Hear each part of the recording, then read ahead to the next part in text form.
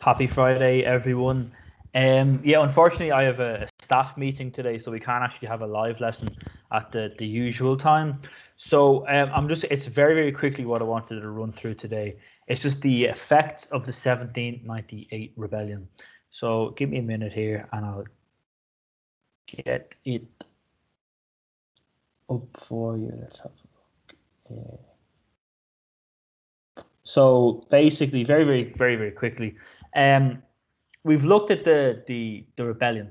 Okay, we've looked at the 1798 rebellion. We've seen the events. For your work, I'd like you to see this box here. Why did the United Irishmen rebellions fail? You'd want to write these down. Okay, get this somewhere in your book, in your hardback. That's a question that comes up sometimes, a short question. Why did the 1798 rebellion fail? These are some of the answers. Make sure you also have these questions finished. Okay, so what we're looking at now is the consequences of the rebellion. So there's a few different consequences. There's three major ones. Okay, so the major one here is growth of sectarianism. So what is sectarianism?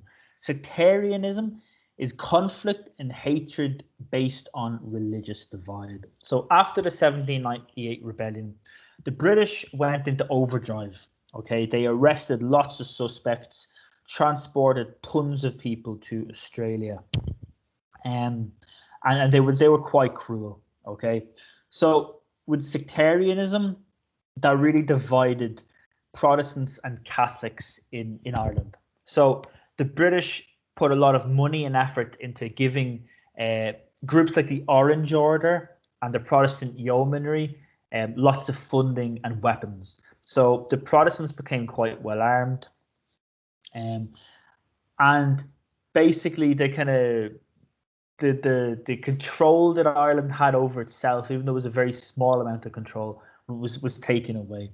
So with the growth of sectarianism, Protestants and Catholics started to hate each other in a lot of areas. Okay, so it really intensified the sectarian division between Catholics and Protestants. News of the atrocities. So there was in Wexford, but there was a few Protestants that were killed. This spread, and a lot of Protestants became very scared. So the Orange Order kind of made fake news at the time, if you want to call it that. They spread it around London, they spread it around Belfast, and around Dublin, that the United Irishmen had killed innocent Protestants, and they had done, but not at the scale that the Orange Order claimed. So the Orange Order said that Catholics were trying to like eradicate all the Protestants and this kind of thing, which wasn't true. But people believed it. So people kind of believed this fake news, and they had this idea that the rebellion was a Catholic plot to take over the country and oppress all the Protestants. So Irish politics became increasingly divided on the basis of religion.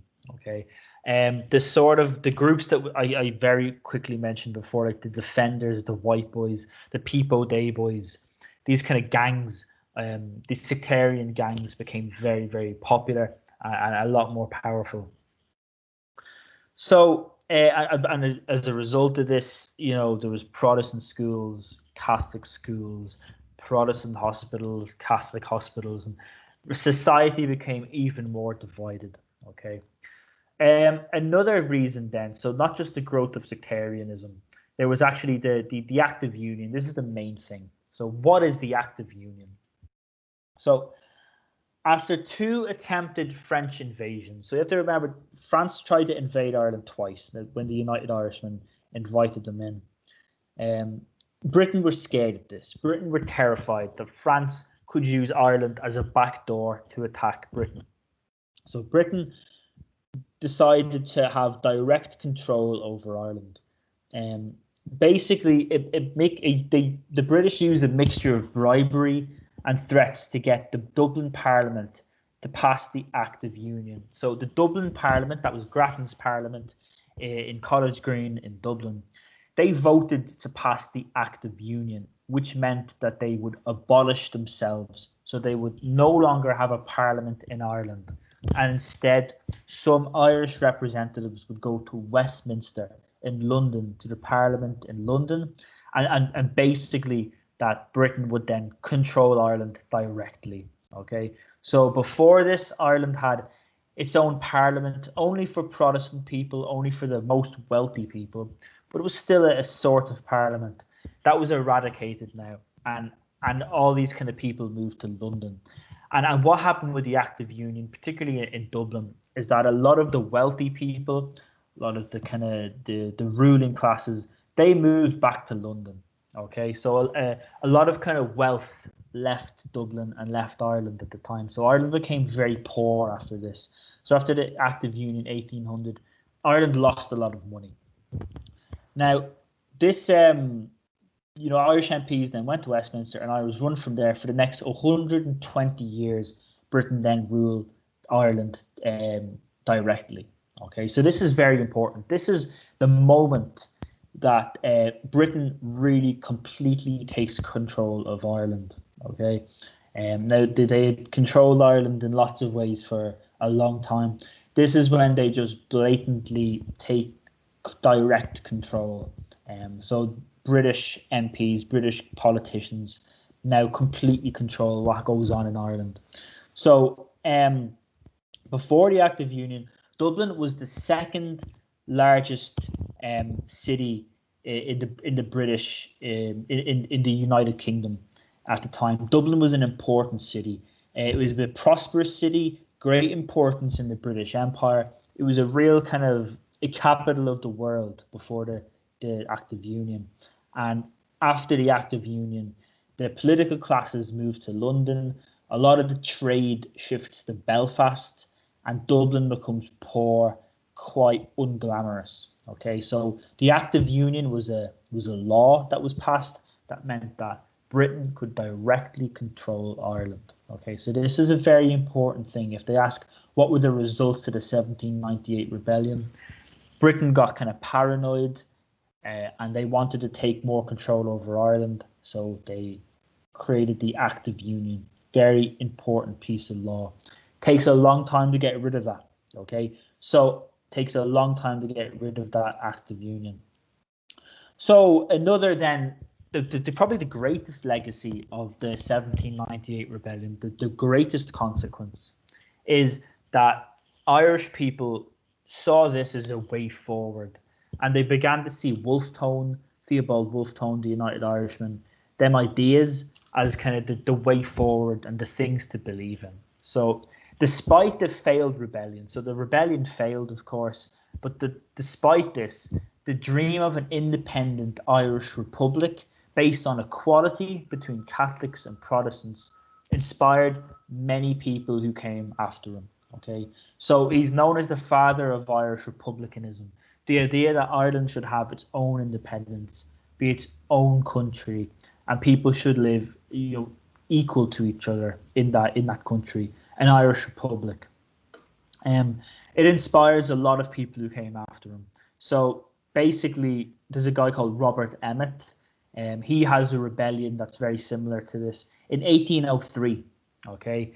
In 1848, then there's the Young Irelanders. That's another group that come about. They have another rebellion now. It fails as well. The Fenians have a rebellion in 1867. That's another group that's inspired by the United Irishmen. So all these different groups, every few years, come together and have a rebellion that's very similar to Wolfe Tone's rebellion. Okay, and another one that was inspired by this was the 1916 Easter Rising. Okay, so in 1916, you've all heard of that before, I'm sure, and we're going to look at that next year. 1916 Easter Rising. What happens there? Basically, they are inspired by the actions of Wolfe Tone and the ideas of Wolfe Tone. Okay, so that's his legacy. The legacy of the 1798 rebellion is that it spurred on lots of people to then want Ireland to be independent and want Britain out of Ireland. It meant that the Act of Union was passed, and it meant that the kind of society became more sectarian. So Protestants hated Catholics, Catholics didn't like Protestants, this kind of thing. Okay, so the growth of sectarianism, the Act of Union, and Irish republicanism, these are the main results of the 1798 rebellion. Okay, so he's a very very controversial figure sometimes, Wolfe Tone. A lot of people like him. A lot of people say he's a very great guy. Just to show how, even into modern times, how controversial Wolfe Tone was. It's a very interesting fact here. In February morning in 1971, the Ulster Defence Association. So we'll look at that next year. Ulster Defence Association were a group who basically wanted Britain to keep control of Northern Ireland. This happened in the 1970s. And maybe some of your parents or grandparents would remember this. They actually blew up a statue of Wolfe Tone, the corner of St. Stephen's Green. So there used to be a statue of Wolfe Tone at the corner of St. Stephen's Green. They put bombs in it and blew it up because they kind of hated the symbolic value that he had, and how that, even after 170 years, the symbol of Wolfe Tone for Irish independence is still really, really important. Okay, so this Ulster Defence Association, it was like a pro-British group from Northern Ireland, and in recent years there's been kind of proof that they worked with the British Army and with the police in Northern Ireland. So they actually blew up a statue of Wolfe Tone in the 1970s, 107 years later, because he was such an important figure, and they still, after all that time, saw that he was kind of, the ideas that he had were still dangerous. Okay, so it's these ideas that kind of, in lots of ways, got us the Irish Republic that we live in today. So the flag, the green, white, orange flag, that represents green for Catholics, white for peace, orange for Protestants. These ideas that we kind of see today, the symbols that we live with today, these all come maybe from the ideas of Wolfe Tone. Okay, so arguably, Theobald Wolfe Tone is the most influential Irish person of all time. Arguably, and maybe some people would disagree with that. He has quite a legacy, so there's quite a consequence of his rebellion. There's a lot of big things happened there: sectarianism, British control of Ireland, and then the ideals of Irish republicanism that then got Ireland independence in the 1920s. And these ideas are still very much alive today, and we see that we see Wolfe Tone's speeches even being in political rallies today. So the ideas of Wolfe Tone haven't gone anywhere; they haven't gone away. They're still very much useful for today, and that kind of just shows how important he was, how in many ways intelligent, and how his political analysis was correct in lots of ways. Okay, so that's just wanted to go through some of the consequences of the 1798 rebellion. So for homework, I want you to do these questions very, very quickly. 5 questions here. And guys, yourself, you're going to be having to write a paragraph on Wolfe Tone, the 1798 rebellion. Make sure you know how to do that. When we get back to school, which is going to be sooner than you think, we're going to have a few exams about this, okay? Because I want to make sure everyone kind of is on the same page, remembering it, okay? So guys, you get them questions done, and I want you to read through the summary of the chapter. Okay, so this is in your book. So there's a good bit of work for you to do there. Okay, and as usual, guys, I want you to take down the important parts of this that I was saying today into your hardback. Okay, excellent stuff, guys. Okay, so unfortunately, I couldn't be with you today, but I'll see you next week. Okay, right, guys. Goodbye.